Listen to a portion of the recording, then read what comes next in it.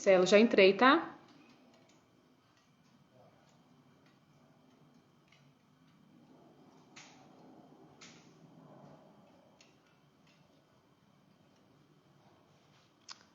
Olá, boa noite.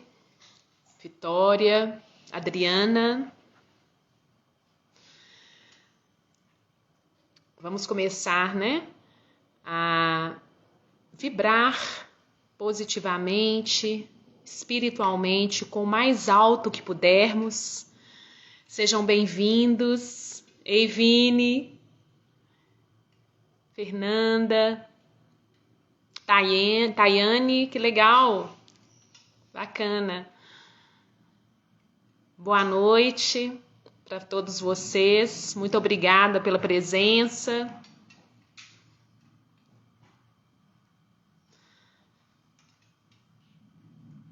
Enquanto nós estamos aguardando, né, as pessoas começarem a entrar, quem tiver a oportunidade de colocar uma aguinha para fluidificar, seria bem interessante.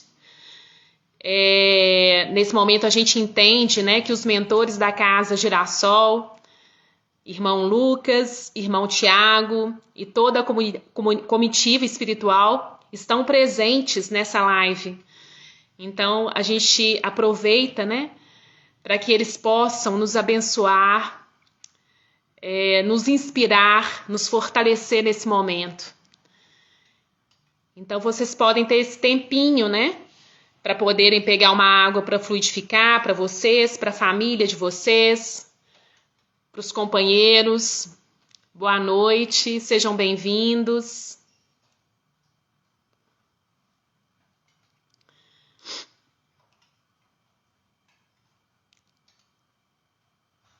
Hoje eu vim de vermelho, gente. É a cor do amor, dizem, né? É para ficar mais inspirado, né? Mais bonito assim essa tela.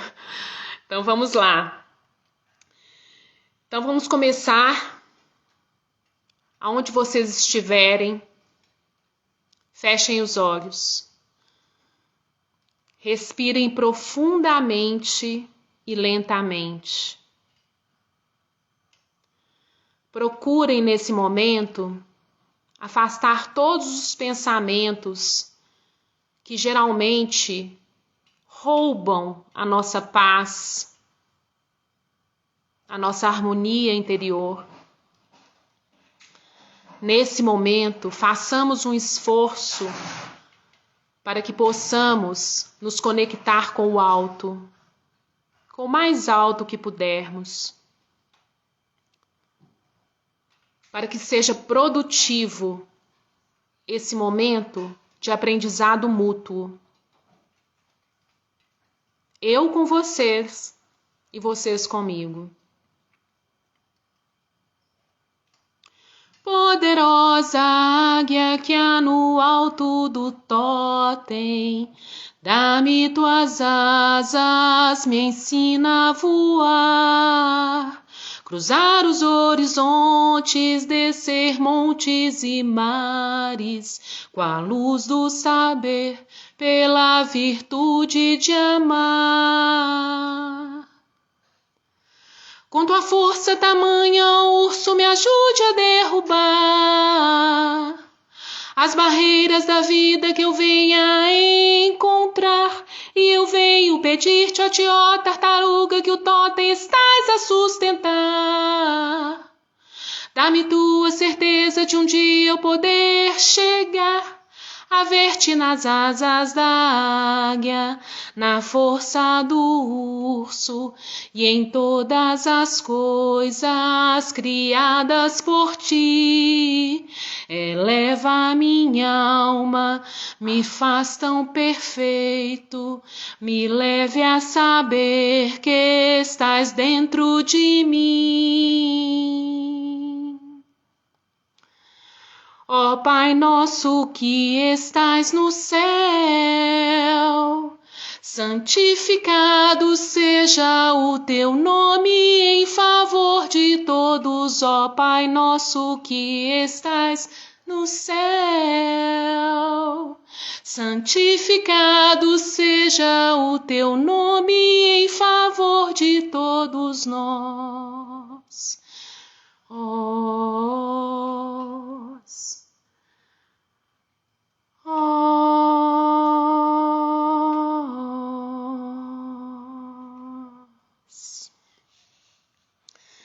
Então, boa noite a todos, muito obrigada pelo carinho da presença.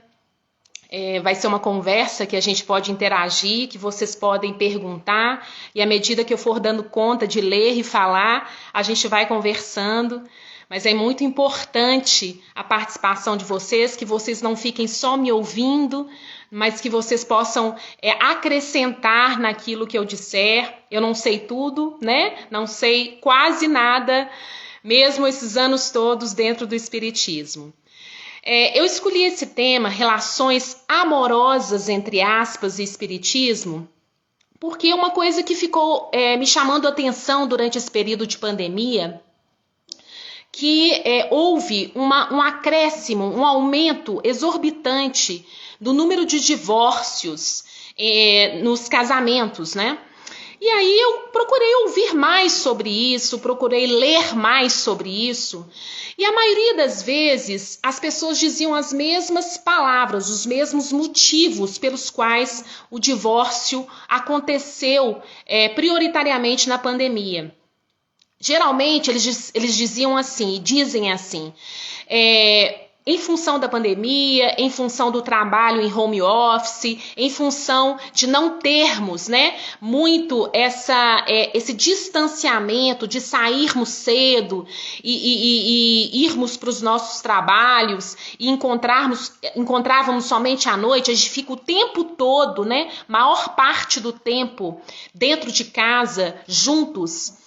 Isso acabou acontecendo, aumentou a insuportabilidade com relação aos defeitos da pessoa, as dificuldades comportamentais do companheiro, da companheira, etc. E isso se tornou insuportável para muitos casamentos. E aí me veio uma questão, né? Eu fiquei pensando, bem, será que as pessoas não sabiam desses defeitos? Né? Será que as pessoas elas passaram a não suportar as dificuldades do companheiro em função da proximidade? E aí eu fiquei questionando sobre isso e achei válida essa live de hoje sobre relações amorosas, entre aspas, e o Espiritismo. Por que entre aspas? Porque quando eu falo de relações amorosas, né, a gente fala de amor. Amor, né? E, na verdade, nós ainda estamos num planeta de provas e expiações, né? E aí, pensando que somos habitantes desse planeta, que ainda tem maior número de dor do que felicidade, e pensando que ainda nós estamos num nível de evolução espiritual muito aquém de entender o amor em plenitude, né? A gente tem que começar a se localizar no tempo e no espaço. E sermos humildes de entender que, na verdade, essa palavra amor ainda é muito distante do nosso entendimento e dos nossos sentimentos. Nós não estamos no planeta Terra, que é um planeta iluminado. Nós temos ainda muito mais discórdias, ódios, desequilíbrios mentais e espirituais no nosso planeta que luz, benevolência, bondade, igualdade social, né? Então, na verdade, a gente entende o amor à medida que a gente evolui em todos os sentidos espirituais que a gente precisa evoluir, né? Dentro do Espiritismo, a gente fala que as duas asas de evolução que a gente precisa conquistar cada vez mais através das reencarnações, através das nossas vivências, né, gente? São as asas da moral e da intelectualidade, né? Então, nós temos que adquirir conhecimento, conjuntamente, paralelamente às questões morais, né? E essas duas evoluções, elas são extremamente necessárias para as conquistas de entendimentos mais profundos sobre a vida e sobre os nossos sentimentos. Então, à medida que evoluímos moralmente e intelectualmente, a gente vai entendendo melhor o amor, né? E dentro desse nível que nós estamos, planetário, nós ainda entendemos pouco sobre o amor. A gente acha muitas vezes que ama, né? Mas na verdade os nossos sentimentos, eles são ligados com outras questões, com outras dificuldades, né? E com outras paixões, né? Então a gente ensaia o amor, falando ainda de uma forma generalizada, né? O amor que Cristo tentou nos ensinar, né? Nós falamos de amor quando a gente fala assim, eu amo meu filho, eu amo meu esposo, ou eu amo minha mãe, né? Eu amo meu amigo. Mas esses amores que nós temos, que a gente ainda tem um amor maior por essas pessoas mais próximas, né? Ainda assim não é o amor crístico, né? É como se fosse um ensaio, é como se fosse uma preparação. A gente vai tentando amar. Por que que não é um amor crístico? Bem, eu falo que eu amo o meu filho, mas eu amo da mesma forma o filho alheio? Não. Eu falo que eu amo os meus próximos, mas eu amo da mesma forma as pessoas que moram ao meu lado, os meus vizinhos? Não. Então, na verdade, nós temos um amor ainda muito egoísta. A gente tem um amor, a gente entende o amor das pessoas mais próximas de nós, né? E isso faz com que a gente distancie um pouco dessa mentalidade crística que é um amor para todos, de forma igualitária, sem fazermos distinção. Então, esse amor crístico ainda está longe dos nossos comportamentos, dos nossos sentimentos, dos nossos desejos, né? Então, a gente fala assim, às vezes as pessoas perguntam assim, e a questão da pandemia na sua família? Aí você vira e fala assim, graças a Deus, na minha família está tudo bem. Mas hoje, só no Brasil, nós temos quase 240 mil famílias enlutadas. E nesse momento a gente não se enluta, né? Poucos se enlutam, né? Ou não se enluta de uma forma tão grande como enlutaria, por exemplo, pessoas e espíritos iluminados. Como se a dor dessas 240 mil pessoas fossem deles, né? Provavelmente o coração de Cristo sangra, porque na verdade ele ama a todos de forma igual, né? Então, primeiro eu estou falando um pouco desse amor universal para a gente entender um pouco desse amor ainda tão limitado que nós temos conjugalmente falando, né? E aí, o Emmanuel, ele fala o seguinte, né? Em nossa condição ainda tão primária, torna-se ainda difícil conceber o amor em sua plenitude. E ainda nos detemos em suas múltiplas facetas. Muitas vezes confundimos com o todo. O que ele está querendo dizer com isso, né? Que muitas vezes a gente fala assim, eu amo fulano, eu amo cicrano, né? E geralmente a gente está falando de outros sentimentos que não é de fato esse amor espiritual, né? Então geralmente a gente vivencia muito comumente dois tipos de amor. O amor voltado para as paixões, né? Aquele amor ainda apegado.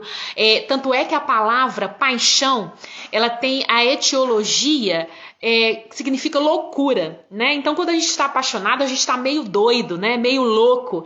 E, na verdade, esse amor, ele é completamente desequilibrado, né? A gente fica completamente atormentado. Quando a gente está apaixonado, a gente fica com aquele sentimento o tempo todo na nossa cabeça, 24 horas por dia. A pessoa se torna endeusada aos nossos olhos e aos nossos sentimentos apaixonantes, né? Então, nós geralmente sentimos muito comumente essas questões de paixão, né? E quando não são esses sentimentos voltados para a paixão, é o sentimento de amor romântico, né, que a gente fala. Passou um pouco, amadureceu um pouco mais essa questão da paixão, mas ainda é aquele amor, né, que eu falo assim, nossa, eu olhei para fulano e me apaixonei, eu acho que ele é o homem da minha vida, e sente palpitação cardíaca, e deseja loucamente estar com a pessoa, né, e ao mesmo tempo, esse amor é muito associado às questões sexuais, né, afetivas sexuais, né? Ninguém ama não desejando ter, experimentar, né, o corpo do outro, não deseja ter sexo com o outro, né? Ninguém pensa nisso. Todo mundo pensa quando ama, né? Quando tem esse amor romântico, essa paixão, vivenciar as relações afetivos sexuais. Então a gente é muito preso ainda a essas formas amorosas, e não é porque é preso, é porque a gente entende o amor dessa forma, né? E aí, gente, sobre o estudo especificamente hoje, né, que eu falo muito dessa questão das relações amorosas conjugais, que a gente vai bater um papo hoje, né? Primeiro eu quero ratificar, isso é sempre importante a gente falar todas as vezes que a gente tem essa oportunidade, de dizer que o Espiritismo, ele aceita todos os tipos de concepções amorosas, né? Então, assim, essa questão, né, independente de gênero, qual é a relação, né? O Espiritismo aceita, não discrimina e entende completamente como algo natural entre os espíritos. Então, quando eu estou falando de relações conjugais, eu não estou falando de relações heterossexuais somente. Eu estou falando de todos os tipos de relações existentes amorosas conjugais, né? E aí, gente, o que acontece, né?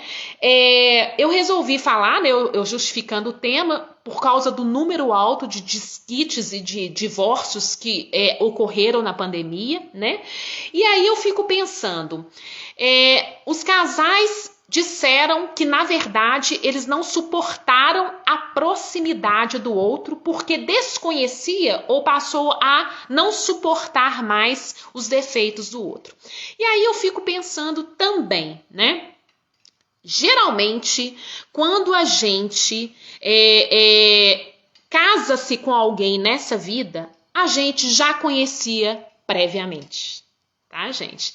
Então, podem acontecer casamentos ocasionais que a primeira vez se viram em uma determinada vida. Mas eu vou falar mais tarde como que isso pode acontecer. Mas geralmente as pessoas elas vêm para uma relação conjugal já previamente planejada no plano espiritual antes da reencarnação. Então não adianta eu dizer que não conhecia os defeitos, né? Não adianta falar, né, que a pessoa se tornou uma surpresa totalmente na vida da pessoa, né? Na verdade, a gente vem com esse planejamento justamente como oportunidade de evolução com o outro, com aquele outro, né, especificamente, e geralmente essa pessoa já passou por nossa vida em relacionamentos conjugais ou outras relações, pode vir numa situação de filial, né, pode vir em outras situações, mas provavelmente você já passou em outras vidas com essa pessoa em relacionamentos conjugais. Então, essa pessoa não é estranha para você espiritualmente, né? Então, isso é de extrema importância a gente entender que aquela pessoa que está ao nosso lado não é ao acaso. O acaso é o nada e o nada não existe. Então, as pessoas estão ali por um propósito, por uma situação específica. Marcelo tá rindo aí, meu marido, né? Claro, né, meu bem? Você me escolheu desde lá, né? E aí, gente, eu fico pensando, né? Tá, aí as pessoas se apaixonam, né? Elas se encontram como se fosse pela primeira vez nessa vida, né? E muitas vezes eu ouço as pessoas falarem assim, mas ele não era assim, né? Ele se tornou assim. Não, gente, é porque o enamoramento, né, na verdade, ele vem com esse resquício do plano espiritual, porque a gente tem que entender também que quando a gente desencarna e volta para a erradicidade, tá? A gente passa por escolas, a gente passa por estudos, a gente passa por conscientização dos nossos compromissos. A gente não fica no plano espiritual dormindo, sem trabalhar, sem estudar, né? É uma continuidade da vida em outra dimensão, né? E quando você volta para a erradicidade e quando você está planejando a sua reencarnação, o seu parceiro ou a sua parceira, ele também está planejando a sua reencarnação, né? E aí, gente, vocês estão lá no plano espiritual, sabendo da necessidade que vocês precisam de estarem juntos na próxima vida, na próxima reencarnação, dos filhos que vocês vão ter, o planejamento tudo bonitinho, e lá na erradicidade, vocês sabem da importância que é que esse casamento dê certo, né? Que essa relação conjugal ela possa amadurecer, né? Aí vocês ficam meio que esperançosos, né? A gente fica meio assim, não vai dar certo, né? A gente tem esse propósito e a gente vem com esse propósito. E aí, gente, quando a gente chega no plano material, que dá-se aquele esquecimento, entre aspas, porque intuitivamente, né, a gente acaba lembrando de algumas coisas, né, a nossa intuição, a nossa premonição, o nosso sentimento mediúnico que todos nós temos, a gente acaba entendendo algumas coisas, mesmo não tendo todas as informações muito claras pra gente, né? Quando a gente reencontra essa pessoa na qual nós tínhamos preparado uma reencarnação, dá-se aquela lembrança inconsciente. Olha, nós temos um compromisso juntos. E esse compromisso é muito importante para nós. E esse compromisso tem que dar certo. Então é como se fosse esse enamoramento, né? Essa memória espiritual do combinado, né? Então, assim, às vezes as pessoas falam assim, eu era apaixonada com fulano, mas com o tempo o casamento foi deixando isso de acontecer. Nós vamos falar sobre isso também. Então, existe, de fato, o enamoramento em função das memórias planejadas no campo espiritual, no compromisso que a gente precisa ter, né? E aí, gente, existem vários tipos de casamento, né? E tem um livro que é muito interessante, que quando vocês tiverem a oportunidade de lê-lo, né? Ele é um livro de Martins Peralva, Estudando a Mediunidade. Ele classifica o casamento em 5 tipos, tá? Os primeiros casamentos são os acidentais. É aquele casamento que, na verdade, espíritos que geralmente nunca se conheceram em outras vidas, tá? E eles se esbarram no plano material, tá? Geralmente são espíritos que ainda são mais inferiorizados, que vieram em uma reencarnação sem muito planejamento, meio que compulsoriamente, meio por extrema necessidade. Por isso que as relações são acidentais, ditas acidentais, né? Geralmente são espíritos que não tiveram um planejamento.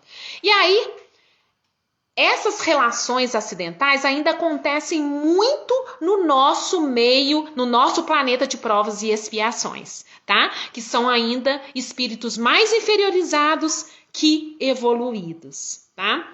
Esse é o primeiro tipo de casamento. E geralmente os casamentos acidentais, as relações acidentais, geralmente não dão certo, né? Porque são espíritos ainda muito descompromissados, ainda não entendem muito da importância dessa relação ali, né? O outro tipo de casamento que é muito também comum no planeta de provas e expiações, que é a Terra, são os casamentos provacionais, tá? Os casamentos provacionais são os casamentos de reajustamento duplo, Tá? As pessoas, elas vêm, né, para um casamento de aprendizado, ainda há mais sofrimento que afinidades, né? Há ainda muitos débitos entre eles, né? Então é um casamento difícil. É um casamento ainda que tem muitos conflitos conjugais, que as pessoas ainda têm muitas dificuldades relacionais e de diálogo profundo, né? São casamentos que a maioria das vezes eles brigam ao invés de se afinizarem, né? São os casamentos provacionais, mas eles já passaram por um planejamento. Eles planejaram no plano espiritual estarem juntos e tentando resgatar os seus débitos em união, tá? Geralmente, esses casamentos são levados por uma vida muito cheia de tristeza, muito cheia de conflitos, né? Mas se eles conseguem elaborar melhor ao longo do tempo, eles começam a se afinizar mais, né? Eles vão melhorando, vão amadurecendo a relação. Mas depois de muita tristeza, depois de muita confusão, né? Depois de muitas discórdias, né? Depois tem os casamentos sacrificiais.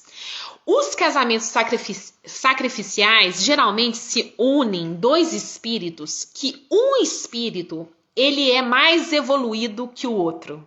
E geralmente ele vem para ajudar o outro, né? Então são aqueles casamentos que você percebe que uma das pessoas é muito mais assim delicada, é muito mais paciente, é muito mais amorosa, é muito mais resignada, né? Aí Marcelo, meu marido, ele virou para mim e falou que a nossa relação é sacrificial, que ele veio para me ajudar, que na próxima reencarnação ele tá livre de mim, ele brinca comigo assim. Então assim, na verdade, ele é o bom, né, gente? Eu ainda estou em aprendizado. E aí, gente, tem esses casamentos. Então, na verdade, gente, essa pessoa, esse casamento sacrificial, né? O espírito que é mais evoluído, ele vem já sabendo que ele veio com um propósito de ajudar, né? Com um propósito de puxar a pessoa para uma situação melhor, né? E ele vem, é como se fosse uma missão. É como se fosse uma missão. E existem casamentos assim, sim, tá? Que você vê que um dos parceiros, ele negligencia, ele trai, ele é infiel, ele é violento, e o outro tá sempre ali resignado, entendendo pacientemente as dificuldades do outro, né? Tem os outros casamentos que são os casamentos afins. Geralmente os casamentos afins são pessoas que equilibradamente eles estão no mesmo patamar de evolução e eles são ligados por afinidade, né? São ligados por identificação. Então é mais ou menos quando você relaciona com uma pessoa e que você está pensando uma coisa e ele já está falando a outra, aquela empatia diária. Geralmente eles não brigam, não há discussão no lar, né? É raro ter uma discussão, eles conseguem viver de uma forma harmônica, de uma forma mais tranquila, né? E feliz até, dentro dos parâmetros de felicidade, né? Deu uma paradinha aí. E aí, gente, é o seguinte... a Margarete tá falando que meu cabelo tá reluzindo, é porque tem uma luz aqui em cima. Tô toda descabelada, na verdade. Tá ruim aí, gente? Então, o que acontece, né? Os casamentos afins, eles ainda são mais raros dentro do nosso nível de evolução, dentro do nosso planeta, né? A maioria dos casamentos e uniões no nosso planeta estão nos acidentais, sacrificiais e provacionais, tá bom? E aí, gente, tem os casamentos transcendentes. Esses casamentos transcendentes é raro, muito raro dentro do nosso planeta, tá? Geralmente são casamentos que as pessoas falam assim, são almas gêmeas, são almas transcendentes. Mas como eles já são espíritos muito evoluídos, eles se unem, na verdade, por um propósito muito maior do que um amor pessoalizado, né? Que um amor de um para o outro para um, né? Eles vêm com um propósito maior que não é somente a relação conjugal em si. Então nós podemos citar alguns exemplos de casamentos transcendentais que foram raros no nosso planeta, né? Então falam que o casamento de Allan Kardec e a sua esposa era um casamento transcendental, porque eles vieram com o objetivo de codificar a doutrina espírita, né? Eles vieram com um propósito maior para a humanidade. Outro casamento também que as pessoas falam que é transcendental foi de Maria e José, né? Não menos, né, gente? Numa situação tão atípica, né? Maria engravidar, solteira, e José era um homem mais velho, mas eles vêm com o objetivo de receber Jesus reencarnado no planeta Terra com um propósito muito maior do que a gente possa imaginar. Outro casamento transcendental que o Espiritismo traz é o exemplo de Mahatma Gandhi e a sua esposa, né? Que vem também com um propósito muito maior. E é interessante que na história de Mahatma Gandhi e a esposa tem um determinado momento que o Mahatma ele não dava conta nem mais de ter relação sexual.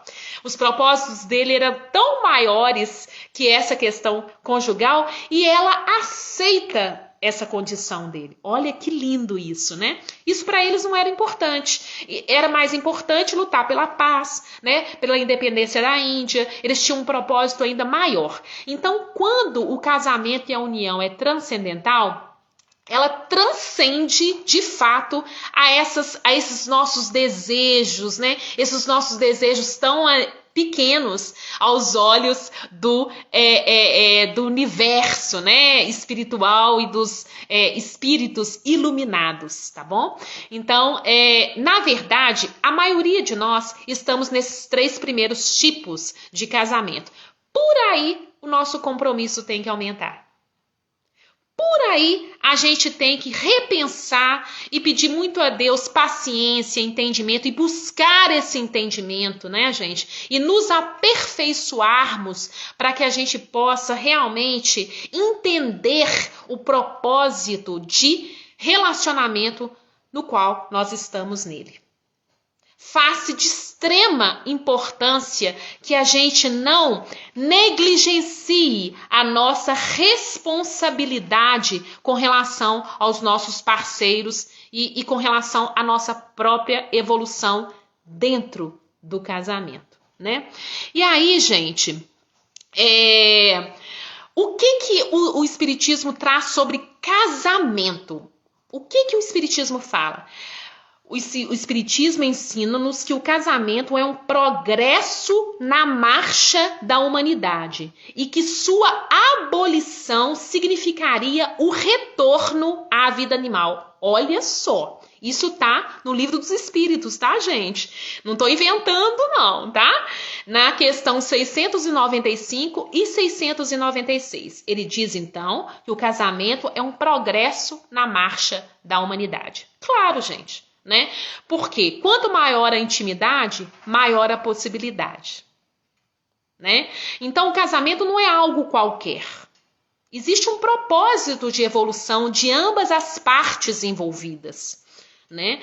E na verdade, é uma oportunidade de perdão, de aparar as arestas, né? De nos aperfeiçoarmos com relação à convivência, que não é uma coisa fácil e simples, né? Então, o casamento, o Espiritismo, ele apoia, né? Ele estimula a união entre as pessoas, né? Não essa união pragmática, essa coisa civil, essa coisa religiosa. Tanto é que nós não temos obrigatoriamente rituais de casamento. Não é essa a importância, né? Você pode pegar a pessoa com quem você quer viver, pegar a sua trouxinha e ir para casa e viver e que está sendo abençoada pelo viés do Espiritismo, tá?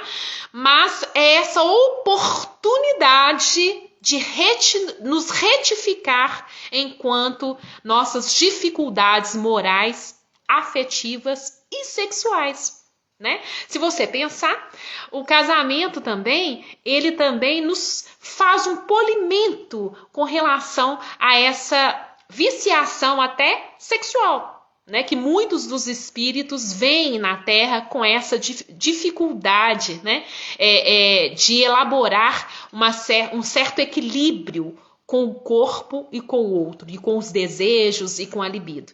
Porque a partir do momento que você tem um compromisso de respeito com o outro, você não vai sair transando com todo mundo, né? Então, até nisso, você cria uma disciplina moral e um certo cuidado com o seu corpo, que isso é também importante no espiritismo, né?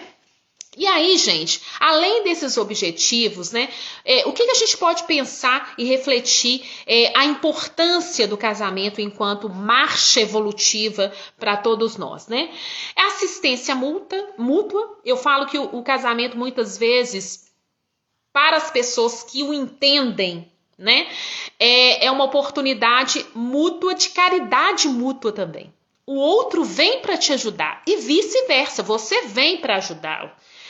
Você não está só, você está com alguém, né? Isso não significa que as pessoas que não casam, que não têm um relacionamento, elas foram desprivilegiadas, né? Em relação a ter alguém. Às vezes elas não precisam.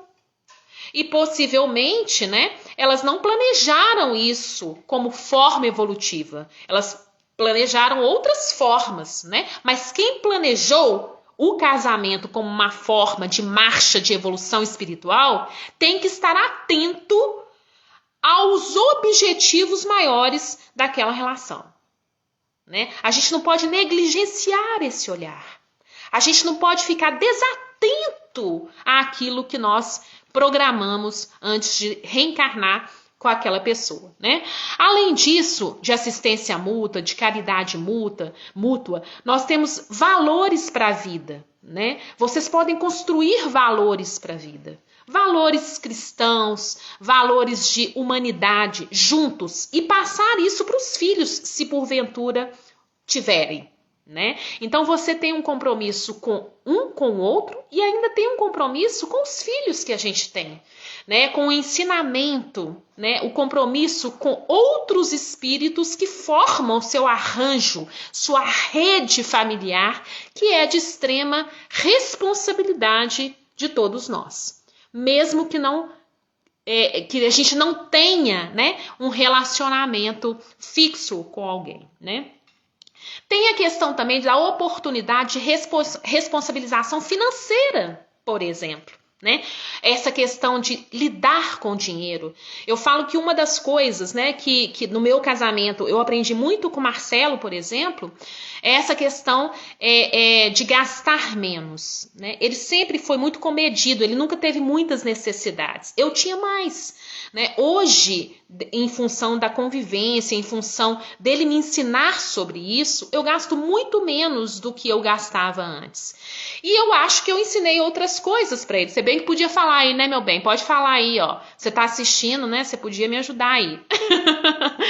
Então, gente, é importante a gente falar sobre isso, sobre essa organização de bens, né? Outra coisa que o casamento traz também é a responsabilização espiritual, né? Essa responsabilização. A internet parou, gente? Voltou? Como é que é? Marcelo, voltou?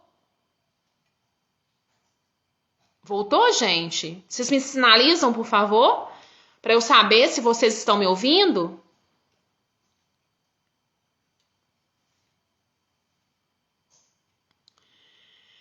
Então tem esse compromisso, né, de responsabilização espiritual, né, com vocês, né?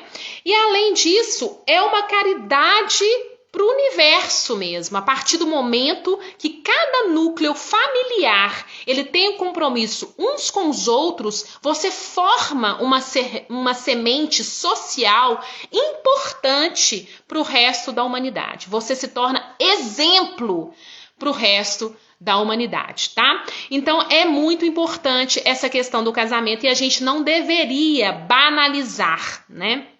E aí, gente, ratificando um pouco mais, né, que quase sempre a gente recebe um cônjuge, né, a gente reencontra alguém na vida, né, a gente geralmente reencontra. Então, nós temos que saber que essas relações, elas vêm como oportunidade de crescimento, de evolução espiritual para ambos. Mesmo que seja lá o tipo casamento sacrificial, que um é mais evoluído que o outro, esse que é mais evoluído, ele também evolui.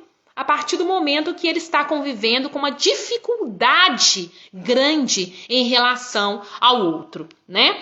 E aí, o espiritismo, aí a gente pensa assim, mas com esse tanto de divórcio que está acontecendo, o espiritismo, ele é contra o divórcio? Não, né, gente?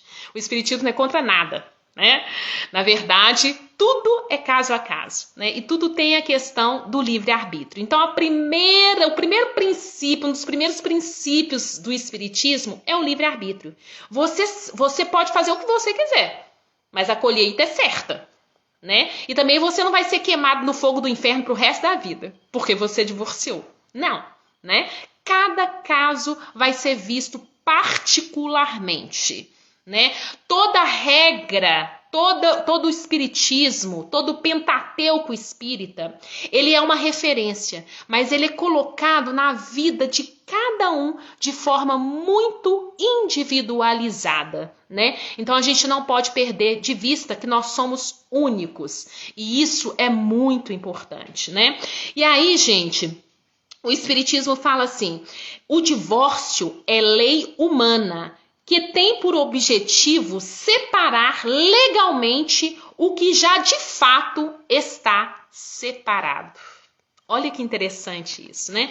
Na verdade, ele fala que o divórcio é uma lei humana e as leis humanas, elas precisam ser respeitadas, porque elas foram construídas para uma organização social, tá? E toda organização social, ela é a projeção do plano espiritual para as necessidades daquele grupo de seres naquele planeta que tem aquelas determinadas dificuldades. Provavelmente, num planeta feliz, não precisa ter uma lei do divórcio.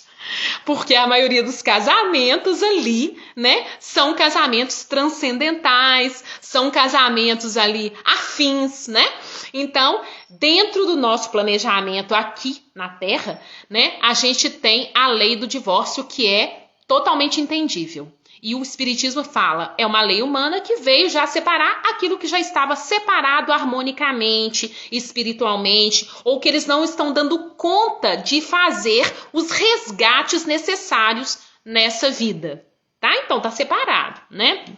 Dessa forma, entendemos que o Espiritismo não é contrário ao divórcio, mas entendemos em que momento algum estimula sua prática.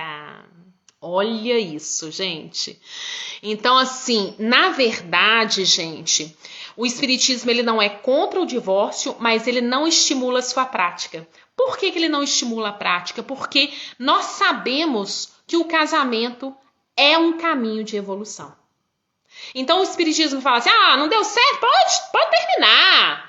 Né? Por motivos banais, né? Então, assim, a gente sabe que isso, na verdade, é só um adiamento da oportunidade. Porque provavelmente aquela pessoa voltará na sua vida. E voltará na sua vida, às vezes, pelo mesmo compromisso conjugal. Tá? Porque vocês precisam passar por essa etapa. Mas nesse momento vocês não deram conta. Ou um não deu conta, ou ambos não deram conta. Aí não adianta você ficar forçando uma barra, porque isso te entristece o seu parceiro ou a sua parceira, e a tristeza não contribui para a nossa evolução espiritual. Isso é muito importante a gente entender, né? Então, na verdade, gente, à medida que evoluímos, à medida que conscientizamos, à medida que a gente vai se aperfeiçoando moralmente e espiritualmente, a gente vai ficando mais resiliente nas relações. É proporcional. né? Quanto menor a nossa evolução moral, quanto menor a nossa evolução espiritual, quanto menor a nossa consciência, provavelmente nós somos mais intolerantes em relação a relacionamentos e a qualquer outra coisa na nossa vida. Entendeu?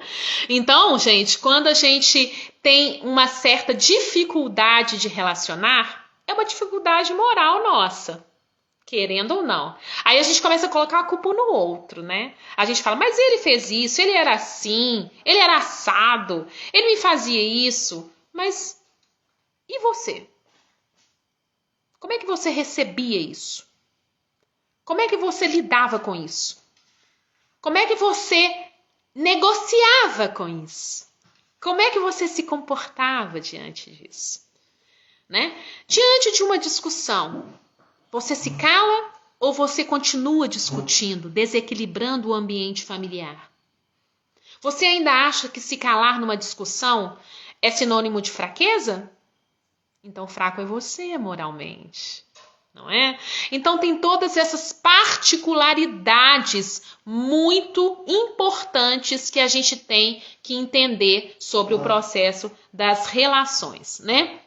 E aí, gente, a maioria das pessoas, elas se casam não pensando o que o Espiritismo nos propõe, que é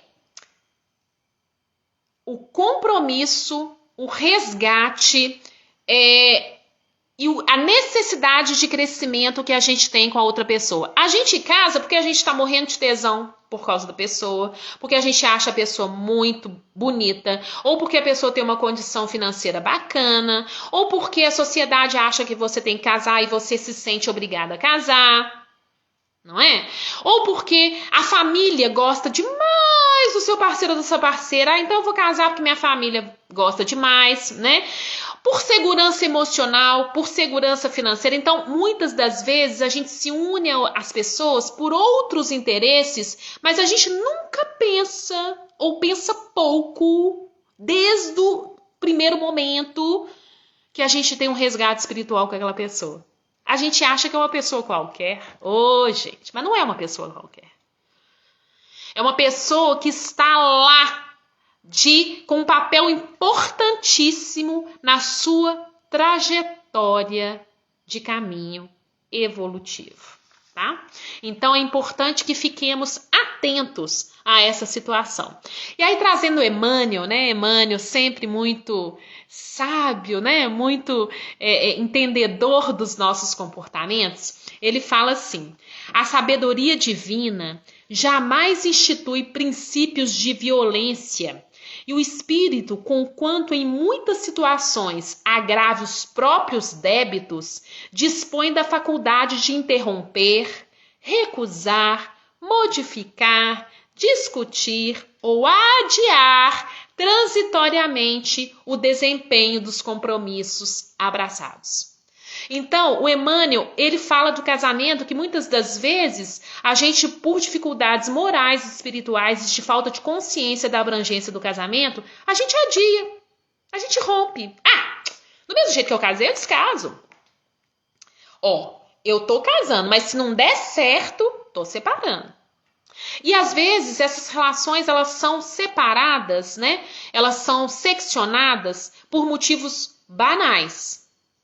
Né? Por motivos que muitas vezes lá na frente a gente fala assim: será que valeu a pena mesmo ter me separado?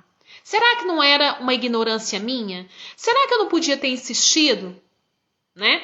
E aí, gente, é muito importante que a gente reflita profundamente quando a gente desistir de uma relação conjugal.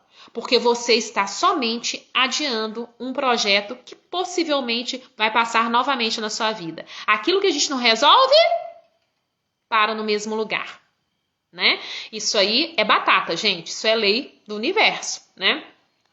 E aí, gente, e a gente geralmente foge, né, desse compromisso porque, de fato, casamento não é fácil.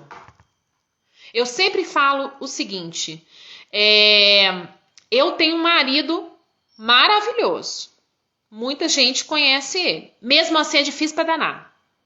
Mesmo assim a convivência é muito dolorosa às vezes, né? Por quê? Nós somos muito diferentes. A gente vai fazer 20 anos de casado e às vezes eu me surpreendo com alguns comportamentos dele e ele também se surpreende com alguns comportamentos meus. Mas a gente já chegou numa fase que a gente quase não briga, né? É muito raro a gente brigar. Graças a Deus, porque fica muito mais piorada a relação dessa coisa das brigas, dos conflitos, de ficar de mal, dessa infantilidade que muitas vezes a gente vê nas relações conjugais, né?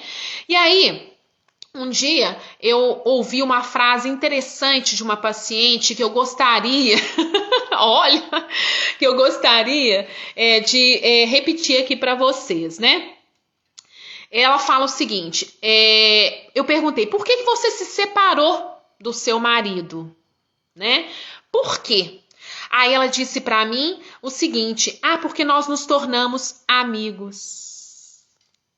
Aí eu respeitei, enquanto psicóloga, a gente respeita, a gente tem uma escuta e a gente entende o sentimento que está ali, né? Independente de qualquer situação, mas eu tô trazendo aqui numa live espírita. Numa live que a gente entende que o nosso compromisso é com a nossa evolução espiritual, né? E aí, gente, eu trago junto com essa resposta dessa paciente uma frase que Mário Quintana, esse poeta tão maravilhoso, né? Ele diz assim, a amizade é o amor que nunca morre. E aí, eu fiquei pensando, né? Quando as pessoas falam, eu terminei a relação, terminei o casamento. Obrigada, Nath. Eu terminei o casamento porque nós nos tornamos amigos, né? O que ela está dizendo? Ela está dizendo que ela não tem tesão por aquela pessoa. Ela está dizendo que a sexualidade dela broxou, né? Mas existe uma outra forma de amar, que é a amizade, que geralmente vem até muito antes da sexualidade. Gente, a gente sabe que num casamento, numa relação, se a gente tem 1 hora ou 2 para transar durante o dia, é muito. Porque todas as nossas outras responsabilidades, né? De pagar as contas, de fazer almoço, de fazer café, de olhar os filhos, de rezar, de estudar, não é? De trabalhar. Então, assim, e aí eu fico pensando também, quando a gente envelhece junto com a pessoa, existe sexualidade? Existe, mas não é uma sexualidade padrão que a gente está acostumada a vivenciar quando jovens. Então acaba que vira amigo, né?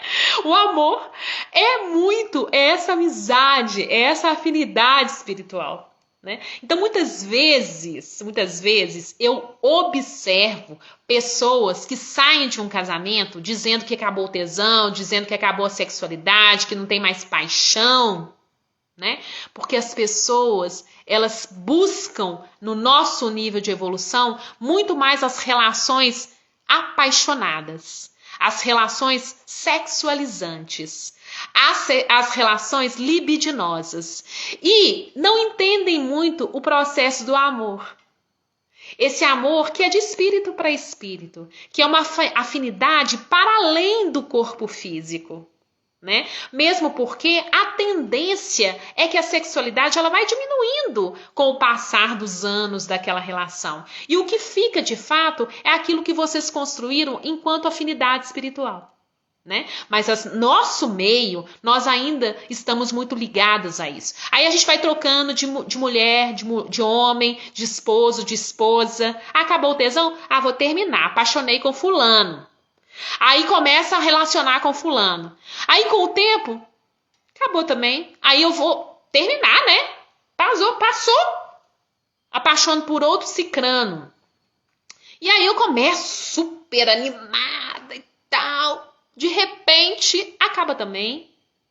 Aí você vai pulando de galho em galho. E sabendo-se que não há tesão que dure para sempre. E nem paixão que dure para sempre. Porque o propósito é amar. Tem até uma música muito interessante que fala assim: A emoção acabou. Que coincidência é o amor. A nossa música nunca mais tocou. É isso, né? Na verdade, o amor é aquele arroz com feijão, né? Não é um estrogonofe, né? Na verdade, não é uma picanha. Por quê? Tem a beleza do sustento diário, né? Mas perde de fato esse apaixonamento que geralmente as pessoas buscam. E esse entendimento é doloroso, gente.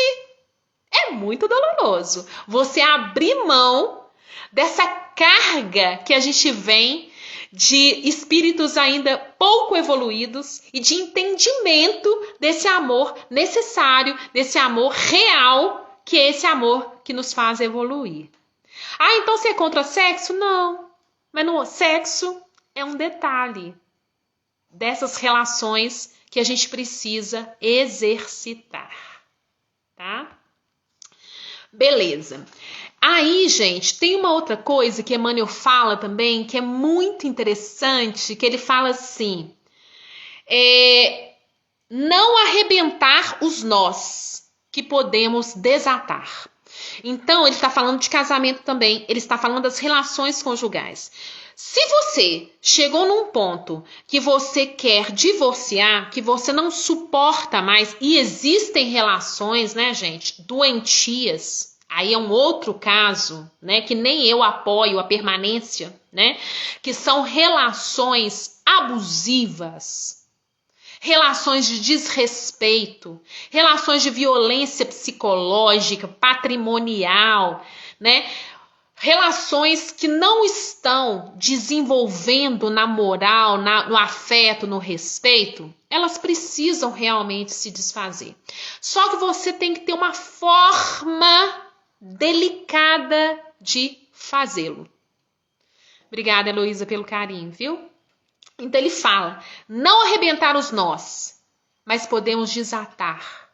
O que é isso? Olha, chegamos num ponto que a gente não consegue mais viver junto. Tá insuportável. Você me agride, eu te agrido e nós não estamos evoluindo em nada, né? Então, que isso seja feito de uma forma caridosa. Que isso seja feito de uma forma espirituosa. Que ao invés de arrebentar, a gente possa desamarrar delicadamente. E aí até transformar esse tipo de amor.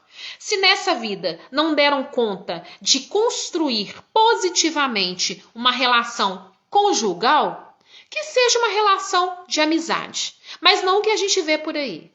Diz que fazem o divórcio e viram inimigos. E às vezes têm filhos em comuns e os filhos ficam completamente desorientados. Não são educados para o amor, não são educados para a amizade. Eles esfacelam a cabeça e a mente dos filhos.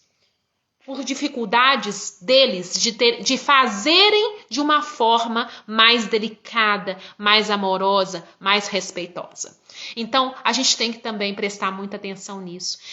A gente simplesmente tem que transformar o amor. Quando você sai de um divórcio, não significa que você terminou o compromisso com aquela pessoa. Muitas vezes você está adiando. E se por acaso você terminou, nessa vida, como um compromisso conjugal, ele vai continuar eternamente com um compromisso espiritual, fraterno e de outras nuances, que a gente precisa prestar atenção nisso e se responsabilizar por isso, né? Isso é muito importante. E aí, gente, pensando em tudo isso que eu disse, né? A gente precisa entender. Tem até um livro espírita que fala sobre isso, que fala assim, ninguém é de ninguém, não é? Isso é triste, né? Quando a gente pensa assim, de uma forma simples, né? Simplista, a gente acha isso muito triste, porque a gente quer ter. A gente tem um amor apegado. Meu marido, minha mulher, meu filho. Gente, Não existe isso. Sinto muito. Não existe isso, né?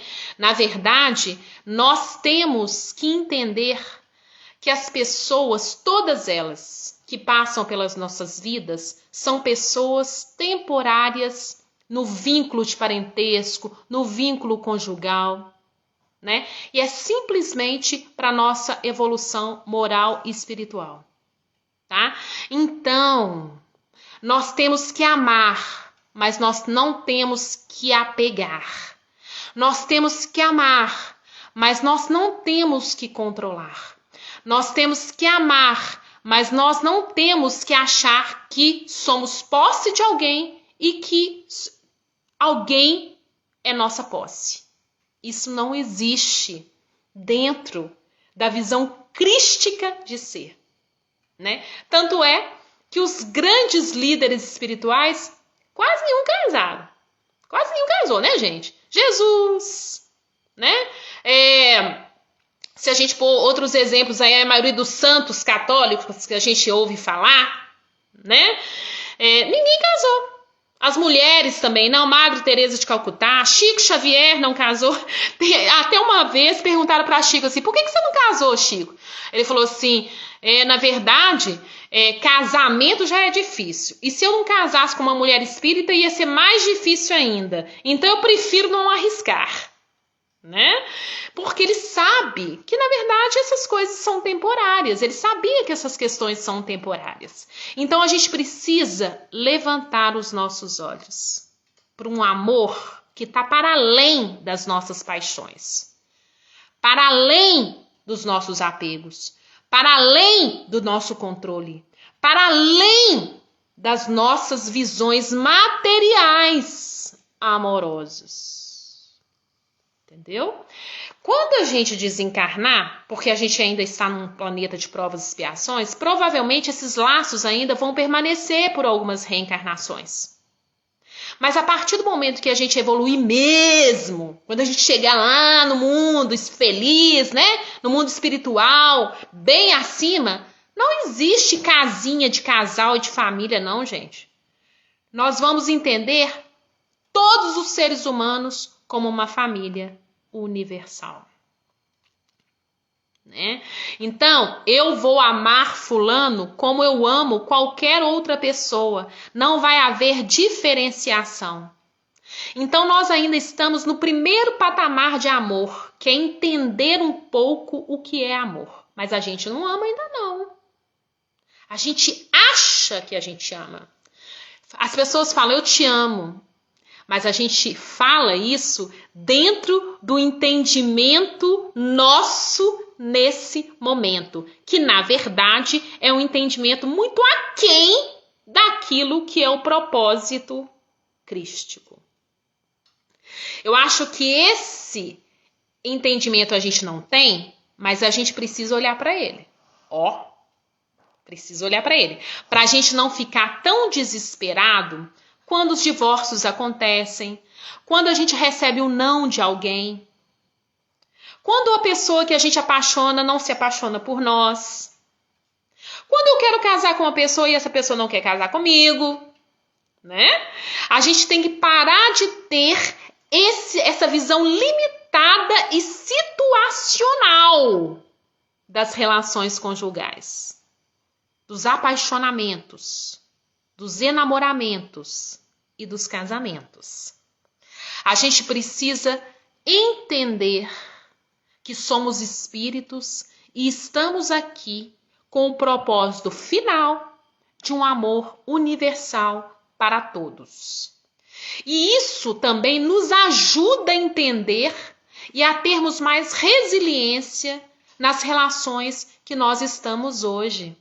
Porque a gente começa a perceber, né, que aquela relação é simplesmente oportunidade de evolução. Não é para que eu esteja apaixonado o tempo todo, que eu tenha sexo todo dia, que eu tenha um coração palpitante para aquela pessoa, na maior parte do tempo. Tá? Na verdade, não é isso. Não é esse o propósito. O propósito é nos educar. O propósito é exercitar a nossa paciência. O propósito é ensinar para as outras pessoas que convivem conosco. O propósito é saber falar, ter uma comunicação não violenta. O propósito é muito trabalhoso. E quando a gente tem essa convicção, a gente começa a ter mais progresso nas relações que a gente estabelece. A gente começa a entender o porquê é necessário da nossa paciência, o porquê é necessário que a gente cuide das relações que chegam até nós. Jéssica, não sei se é você ou se é Tiani. Você é brilhante, Cris. Parabéns. Amo vocês, viu? De verdade. Então, gente, eu acho que é isso, né? Quando essas pessoas da pandemia, elas divorciaram porque elas disseram que a proximidade aumentou e ficou insuportável, era um momento que elas tinham que falar assim, opa, agora eu estou tendo a oportunidade de perceber essa pessoa como ela é. Então, é oportunidade para mim também exercitar a minha evolução e não desistir. Não desistir. Então, o Espiritismo, ele não nega o divórcio e essa necessidade, em muitos casos, mas ele também não apoia, porque senão ele estaria apoiando a nossa não evolução com aquela determinada pessoa. Né? Então, gente, terminando, né? Eu tô caminhando para o final, né, da nossa live, que senão vocês ficam cheios de mim, né? Eu queria dizer o seguinte, que na verdade, gente, nós precisamos colocar o propósito amoroso maior que as nossas paixões. Eu acho que é isso, né? Eu acho que a gente precisa entender e exercitar em nós o amor. Mesmo que esse amor ainda seja um amor limitado, um amor ainda longe do ideal, mas dentro da nossa medida evolutiva, que a gente passa a entender que o amor é maior que as nossas paixões. Né? Que a gente precisa articular forças vitais, forças espirituais a favor do amor e não a favor de desejos muito efêmeros, muito rápidos, muito pequenos em relação ao nosso propósito. Então você que está aí, né, saindo de um divórcio, ou que se divorciou, né, ou que está numa relação difícil, ou que está buscando alguém, é muito importante, primeiro, você se desculpar pela dificuldade de ter mantido uma relação, né, ou de estar numa relação difícil nesse momento, né?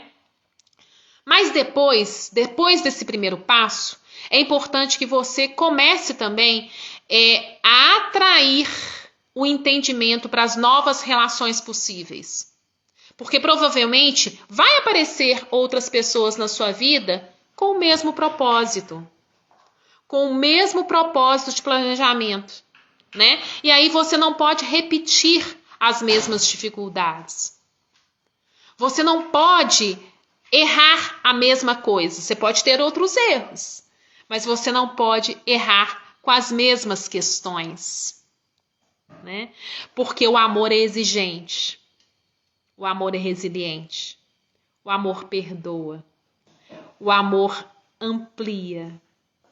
O amor acolhe, o amor respeita, o amor, ele é firme em seus propósitos.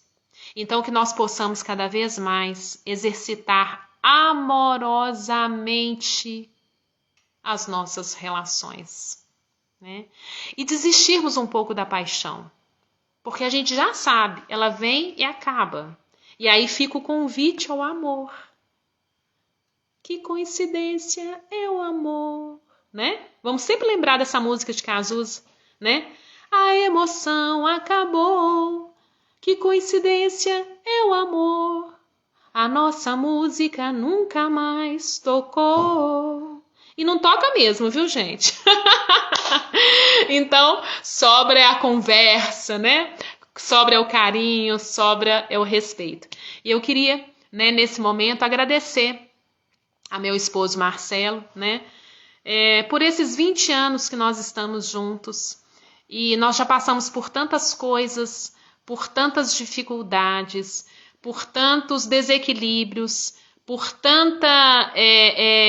tantos conflitos, né? E mesmo assim, nós estamos insistindo um com o outro, né? Cuidando um do outro, e entendendo cada vez mais que é necessário a nossa vivência nesse momento juntos, né? Nenhum de nós somos santos, né? Eu já errei muito com você e você já errou muito comigo. E provavelmente os erros acontecerão. Mas eu lembro também, Marcelo, que um dia nós estávamos assistindo o MGTV e passou um casamento de um homem que tinha 97 anos e a mulher tinha 93 e eles estavam fazendo mais de 60 anos de casados.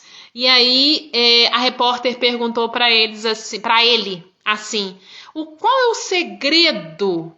Qual é o segredo de terem esse casamento, esses anos todos juntos, né? Aí ele virou e falou assim: perdoar todos os dias. Todos os dias eu tive que perdoar a minha esposa. E todos os dias ela teve que me perdoar. Independente de qualquer dificuldade. Independente de qualquer situação. O perdão é o caminho para o amor crístico. Que assim seja. Muito obrigada a todos vocês que entraram nessa live, que ficaram comigo esse tempo. Gratidão, gratidão, gratidão. Né? Eu sempre fico muito grata pela oportunidade que a Casa Girassol me dá, né? Nesses momentos, porque nos faz também estudar, nos faz ratificar os nossos compromissos, né? E nos faz estabelecer uma conexão mais amorosa com as pessoas, né? Então, beijo para vocês, uma boa noite, fiquem com Deus e que vocês possam cada vez mais terem e estabelecerem relações amorosas, desistindo das paixões e apegos, porque esse é o caminho.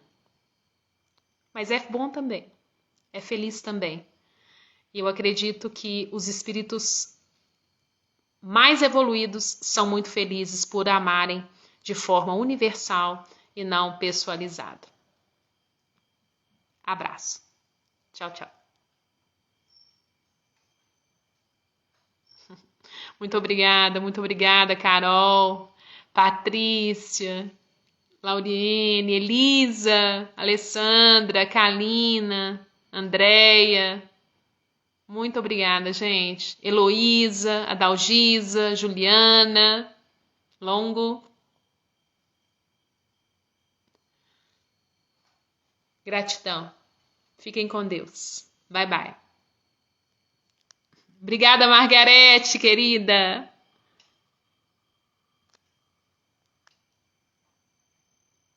Carolina, Tayane, obrigada.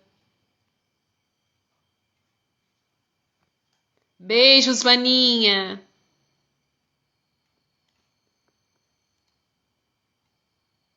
Tchau, tchau.